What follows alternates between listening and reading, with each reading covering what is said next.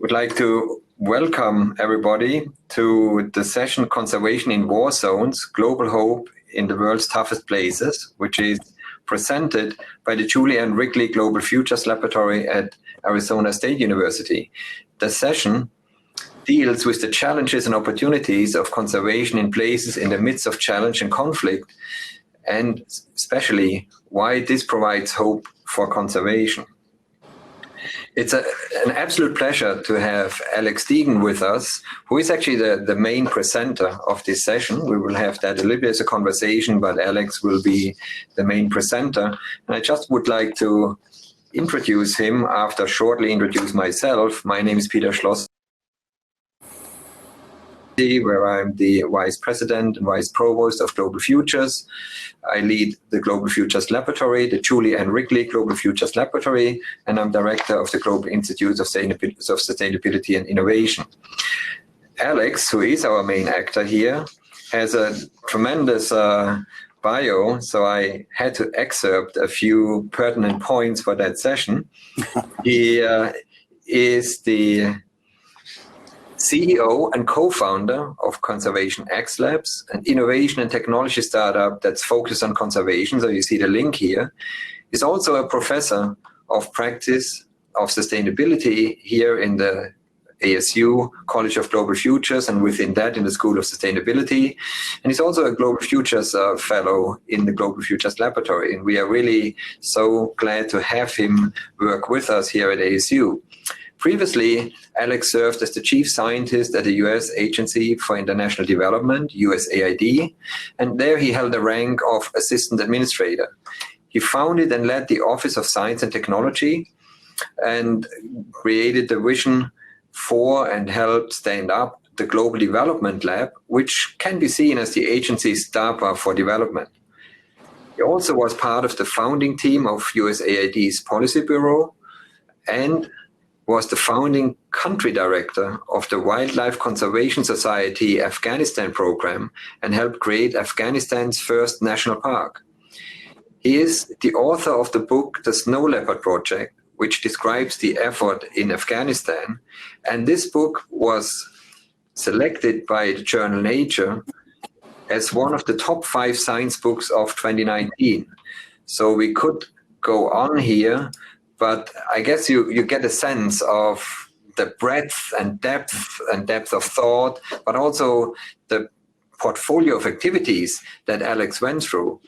So leading into the session, Alex, what actually drove you to conservation in war zones and specifically Afghanistan? Because if I think back when I was a child actually, when I saw pictures of Afghanistan, they all were beautiful. They were the landscape, they had the diversity, they had diverse wildlife. So, of course, over time that changed. And most of what we see today about Afghanistan is a war zone. So how did you get into that field, and how did you manage to get attracted back to this, conservation topic in the midst of ongoing war?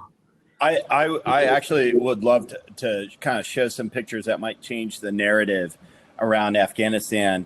The story is Afghanistan was the perfect unifier between 2 different threads of my career.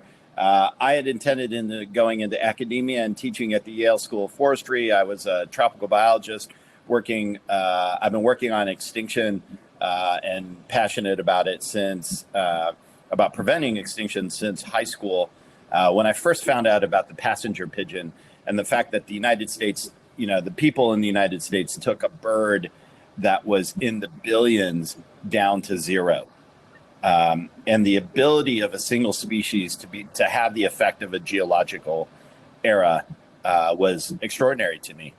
And I had been, on this pathway to think about working in the tropics, working in Madagascar, working in Southeast Asia, thinking about doing research on extinction. And 3 days after 3 years of living in Madagascar in a tent, I came back to the United States and 9/11 occurred. In my old apartment in New York, used to look at the Twin Towers, and I said, I cannot just be an academic. So I joined the State Department under a program that actually brings scientists into government, and within a few months was deployed to Iraq, and then had this career in international diplomacy, and which extended to international development, using science to actually bridge countries, in particular using conservation as a bridge between countries.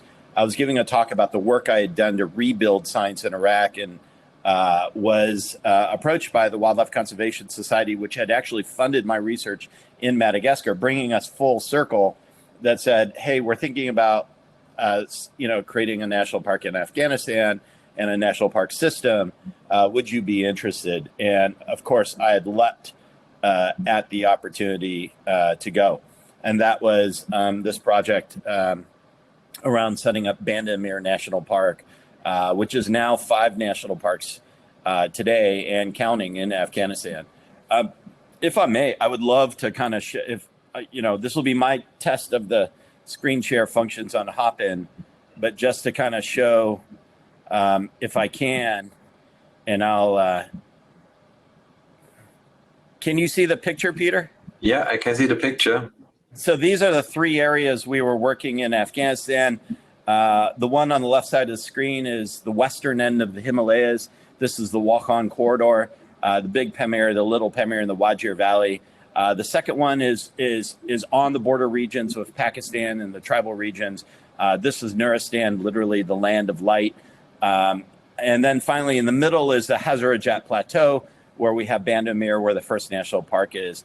And as you pointed out, this is the image that most people have of Afghanistan.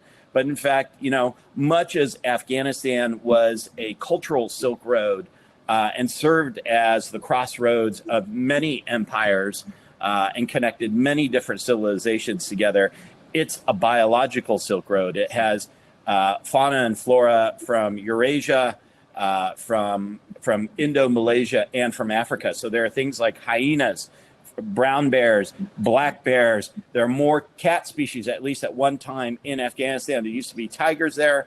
There were most likely lions there. There are obviously snow leopards and Persian leopards there. More cat species than sub-Saharan Africa. So if we just look at the first of those areas, you can kind of make it out. It's at the, it's in the middle of this massive amount of topography, this collision of mountains due to the Great Asian Plate and the Indian Plates hitting together, where you have the Pamirs, the Karakoms, the Hindu Kush, the Tian Shan, and the Kunluns. This is the Wakhan corridor. It is a corridor where the mountains are so steep that the north-south bird migration actually shifts laterally. And these are what the Pamir Mountains, literally these U-shaped valleys are about. And you get a sense of what this landscape looks like. And none of these pictures, and that's a Marco Polo sheep skull in the front, the biggest of the mountain sheep. But you just get an image of how beautiful this landscape is in Afghanistan. And we never see this or things like the Marco Polo sheep or things like the snow leopard, which we found robust populations of in Afghanistan. The same thing for Nuristan. We generally see images of the country with denuded mountains, but you don't see these deep oak and juniper forests, these beautiful steep mountainsides that harbor populations of things like the Persian leopard, the Pallas cat, or what looks like twin-horned unicorns, the markhor in this area, or my favorite, the musk deer or Bambi with fangs, if you know that story. And the other thing we didn't realize is one of the biggest challenges we had was actually wildlife trafficking, not driven by the Afghans. So this is an Afghan with a stuffed Persian leopard, but in fact by the West. And in fact, the 2 really main drivers of wildlife trafficking were originally in the 1970s during the hippie trail through Afghanistan, but also as the humanitarian community came into Afghanistan after the U.S. invasion, that had due to the lack of knowledge and in violation of Afghan laws, international law, and their host country law, their home country laws, was driving up land. And this is just one couple of last images. This is Banda Amir National Park. It's a place of these 6 travertine lakes formed by the same process that forms stalactites and stalagmites in a setting that looks like the Grand Canyon. and it's an incredibly beautiful place. Let me stop sharing, and we can go back to the conversation as soon as I figure out how to stop the screen share to be able to do it without leaving the conversation. Why? Maybe it's that. Go ahead. Maybe it's Yep. Looks like Alex managed to stop the screen share, but also disappeared. And I assume he will come back on in a moment.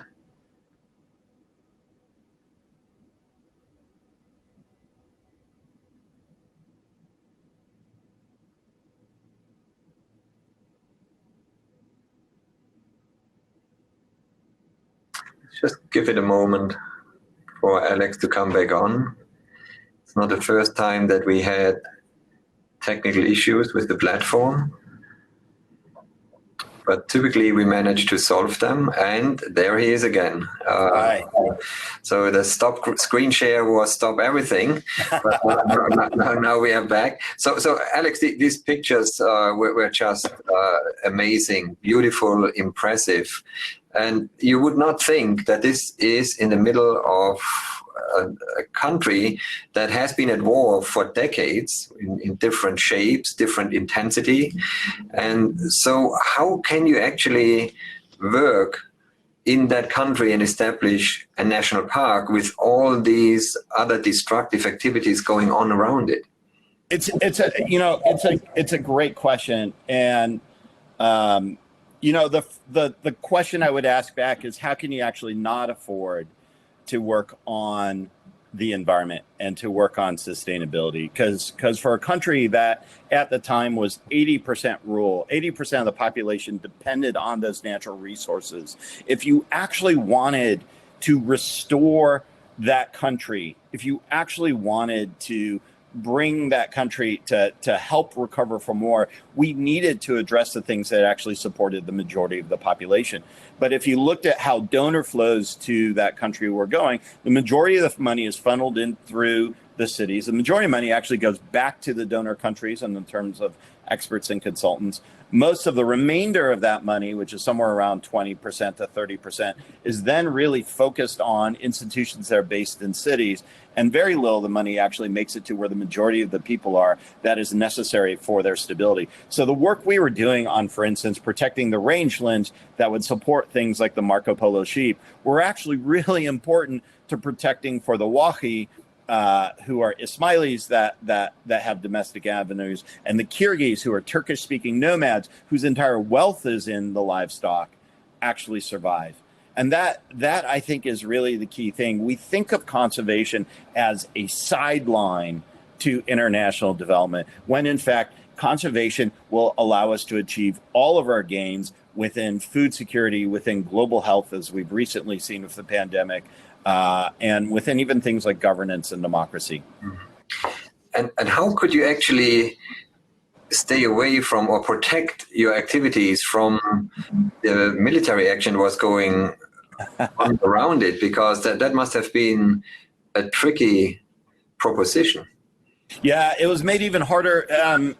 I mean, we had to think creatively. So we didn't have weapons or guns. We lived in the cities. In fact, sometimes when we were traveling, we'd sleep in people's houses in the work that we were doing. I think the number one thing that we did was build the trust with the local communities and empower those communities to manage the natural resources. We weren't seen as invaders, but we were seen as people who were there to help restore the identity of the wildlife and the Afghan people. And that message was really appreciated. One of the things we never ran into that was constant for other people working in Afghanistan, for instance, was corruption. We didn't ever have to face a problem because we had this incredible enthusiastic support for what we were trying to do. But we did have problems with security. The two biggest concerns for us were landmines. Afghanistan at the time was the third most heavily landmined country. I walked or had driven into a couple of those landmines by accident, which is a little bit terrifying. We had to make decisions as to our vehicles for instance, to put in ballistic blankets. If we overly armored the car, there's no way that we could actually be driving off road in the environments that we were. No way we could cross the rivers that we had to cross. So we had to choose between putting a ballistic blanket on the bottom, which allow us to survive an anti-personnel mine, or putting it on the side, which meant that if we were shot at, we would survive that. So we chose the mines because they're the biggest issue. But we did have teams that would, when we were camera trapping in Nuristan, which is, we were next to the Wagal Valley, which was, literally a death trap for American soldiers in their forward operating base there, and the Americans would ultimately withdraw. We had an office there in the mountains with the Nuristan. And there were times that we had to really worry about the insurgent groups. There were other times that the United States would be bombing where our camera traps were, and I would get a call asking whether they could suspend the surveys for a while. And the answer was always yes, for obvious reasons. But the threat was constant. But the threat to the Westerners was extreme, but the threat to our employees was even more extreme. So we had to really manage that carefully. And part of it was really making sure that we were leading, that the Afghans were leading us, not us leading the Afghans. So it was clearly a very challenging, I would say, dangerous job, but it succeeded. So the question then is, why did it succeed in terms of the settings, the topography? What was it there? And related to that, then of course the question, how could that be used as a model for other areas, so that the benefits, the lessons learned from Afghanistan could also play out in other regions that could benefit from this kind of setting, from national parks, from biodiversity, but also from protecting the land and leaving it more or less in a shape that is in sync with nature? Yeah, in answer to the first question, I think one is just, places in the midst of change provide extraordinary opportunities where there's literally a butterfly effect, where a small amount of change can have a magnified impact. You have the ability to change history or change the trajectory for a country. And I think the reason, so one was these opportunities, these places in the midst of change give us great opportunity. I think the second is just recognizing, it was fundamentally by making this a question of protecting their identity, right? For a place where a huge percentage of the population were refugees for the last 30 years, in Pakistan, in Iran, in the Gulf, in Europe, in the United States. This restoration of identity, this appeal to identity of these are the things, this is how the wildlife makes it essentially Afghan, was a very powerful statement to people, who had suffered so much and had gone through so much. I think the other aspect was really integrating it into Afghanistan. I spoke Farsi, which helped us a lot. It's not Dari, but it did provide a bridge. We spent most of our time speaking Farsi. We worked deeply and closely and integrated into the communities themselves to set up the governance structures for this national park, to set up the rules by which they would govern themselves.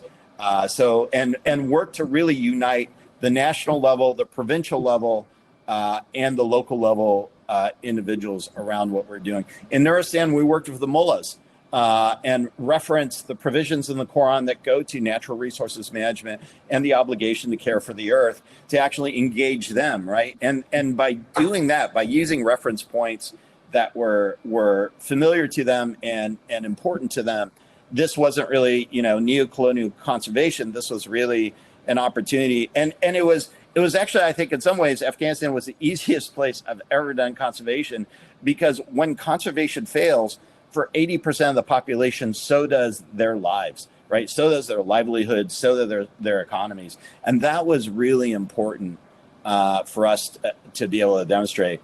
I think that there's a second larger question, which is why do conservation, which you'd sort of hinted at before, but why do we have time to do conservation in a war zone? And the other thing we sort of realized is by using something like conservation, building a national park, which, last year celebrated its 10th anniversary and had 170,000 visitors, almost entirely from Afghanistan. So this is something wanted by the Afghans.